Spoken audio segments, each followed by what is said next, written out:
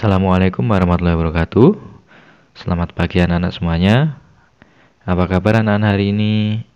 Semoga semua tetap dalam keadaan sehat walafiat ya. Oke, langsung saja. Hari ini kita akan belajar pembelajaran kelima ya. Tema 1, subtema 3, pembelajaran kelima. Untuk absensinya, diharapkan anak-anak setiap hari bisa mengikuti pembelajaran ya. Jangan sampai menumpuk ya, jangan sampai ketinggalan materi, karena kalau ketinggalan nanti akan repot ya, akan kerepotan sendiri. Jadi meluangkan waktu sehari paling tidak 2 jam ya setiap pagi itu untuk belajar sebagai pengganti belajar di sekolah ya. Jadi di rumah tetap belajar ya, istilahnya mengatur jadwal seperti di sekolah. Setiap pagi misalkan bangun, kemudian mempersiapkan diri jam 7 sampai setengah 8 itu kan persiapan, tergantung koneksi juga ya internetnya. Habis itu baru belajar ya secara daring. Oke, untuk pembelajaran kelima ini langsung saja kita mulai. Ini masih tentang gerak dasar lari ya dan pengembangannya. Siswa kelas 2 bermain dengan penuh semangat. Mereka harus membuat kelompok sebanyak tiupan peluit. Perhatikan permainan mereka. Permainan membuat kelompok, judulnya ya. Mari melakukan permainan berpasangan. Ikuti petunjuk gurumu. Nah, mula-mula di gambar pertama ini semua siswa saling berpegangan tangan dan melingkar ya. Kemudian nanti Pak Guru memberi aba-aba dengan tiupan peluit. Misalkan peluit ini ditiup sebanyak di gambar ini 3 kali ya, 3 atau 4 kali mungkin ya. Nah, habis itu anak-anak melepaskan pegangan tangan kemudian membentuk kelompok sebanyak peluit yang ditiupkan tadi. Misalkan 3 kali ya, mencari 3 orang. Jadi satu orang mencari 2 teman gitu kan, jadi 3 orang satu kelompoknya ya, seperti yang ada pada gambar ini. Selanjutnya, ayo berdiskusi.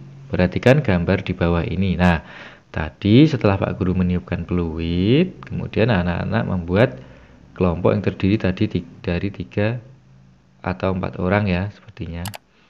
Nah, di sini ada anak-anak yang di tengah ini masih berebut ya, masih cekcok lah ya. Ceritakan tentang gambar di atas ini. Apa yang seharusnya dilakukan oleh 2 anak yang saling berebut. Nah, 2 anak yang di tengah ini kan seharusnya bisa memilih temannya yang masih sendiri ya, seperti ini ya. Ini ada temannya yang sendiri. Kemudian kan mereka bisa bergabung menjadi kelompok gitu kan. Tapi karena mungkin keakraban antar teman di sekolah itu berbeda ya, ada yang mungkin akrab dengan si A, akrab dengan si B gitu kan. Jadi inginnya itu berkelompok dengan teman-teman yang dekat. Tetapi tidak masalah, ini hanya permainan ya. Kira-kira apa yang seharusnya dilakukan oleh kedua anak ini? Penasaran kan? Nah, yang dilakukan adalah setelah misalkan mereka saling berebut, habis itu harus saling memaafkan ya, atau minta maaf supaya tidak berkelanjutan ya. Kalau masih penasaran, kita lihat slide berikutnya. Perhatikan gambar berikut ya, kedua orang setelah tadi bermain saling berebut, kemudian berjabat tangan untuk minta maaf. Saling memaafkan dapat menjaga persatuan dan kesatuan. Menjaga persatuan dan kesatuan di sekolah merupakan perbuatan terpuji. Perbuatan tersebut sesuai dengan pengamalan sila ketiga Pancasila. Tuliskan bunyi sila ketiga Pancasila. Apa kira-kira sila ketiga Pancasila yang dilambangkan dengan pohon beringin bunyinya adalah Persatuan Indonesia ya. Oke. Selanjutnya, berilah tanda centang betul pada kolom yang tepat. Misalkan, oh tidak sesuai, yang dicentang tidak sesuai. Oh sesuai dengan pengamalan sila ketiga Pancasila, berarti yang dicentang sesuai ya. Perbuatan yang sesuai atau tidak sesuai sila ketiga Pancasila ya. Yang pertama, melakukan piket kelas bersama-sama. Sesuai atau tidak? sesuai ya, sesuai dengan pengamalan sila ketiga Pancasila. Kemudian yang kedua, hanya mau berteman dengan teman satu suku. Sesuai atau tidak? Tidak ya. Jadi intinya pengamalan sila ketiga itu adalah cinta tanah air ya. Cinta tanah air merupakan perwujudan sila ketiga. Nah, cinta tanah air itu apa? Gitu kan. Yang pertama, menempatkan persatuan, kesatuan, kepentingan dan keselamatan bangsa dan negara di atas kepentingan pribadi. Jadi kepentingan bangsa diutamakan daripada kepentingan pribadi itu ya. Yang kedua, memiliki rasa cinta tanah air dan bangsa serta rela berkorban untuk kepentingan bangsa ya. Rela berkorban untuk kepentingan bangsa dan negara. Kemudian yang ketiga, pengakuan terhadap keragaman suku bangsa dan budaya bangsa sekaligus mendorong ke arah pembinaan persatuan dan kesatuan bangsa. Nah, cinta tanah air itu ya. Nah, kemudian contoh-contoh ini, sikap ini sesuai atau tidak ya. Kita tadi sudah sampai nomor 2 kan, hanya mau berteman dengan teman satu suku berarti tidak sesuai dong. Yang tadi yang ketiga yang Pak Guru bacakan kan. Nah, kemudian yang ketiga ini melakukan upacara bendera dengan tertib. Nah, melakukan upacara itu termasuk cinta tanah air atau tidak? Iya ya, berarti sesuai ya.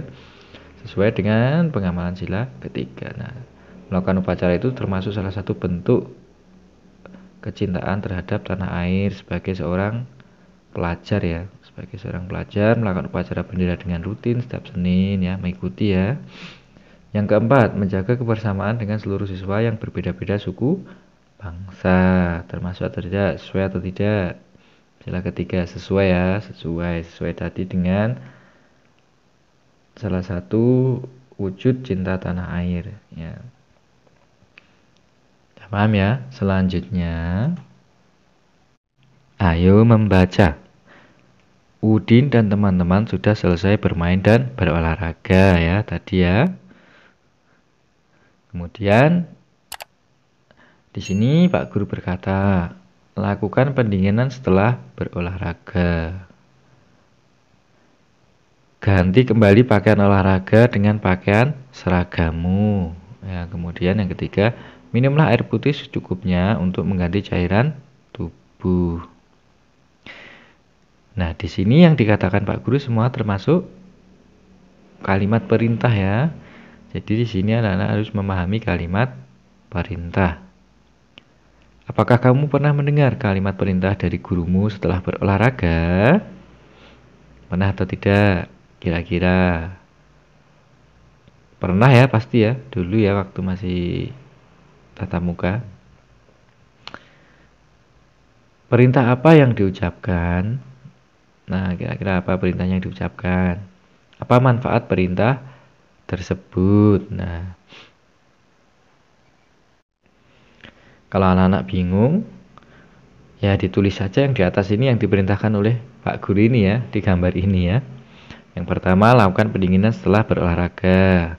Apa manfaatnya? Supaya kaki atau otot-otot tidak kram ya, tidak kaku ya. Pendinginan untuk melenturkan otot kembali. Kemudian ganti kembali pakaian olahraga dengan pakaian seragamu, ya kan? Manfaatnya apa? Nah, manfaatnya supaya saat setelah pembelajaran, setelah berolahraga, apabila melakukan pelajaran kembali di kelas, tidak bau keringat ya. Ya, tidak bau keringat karena pakaian setelah berolahraga pasti berkeringat kan? Ya, pasti itu. Selanjutnya, minumlah air putih secukupnya untuk mengganti cairan tubuh.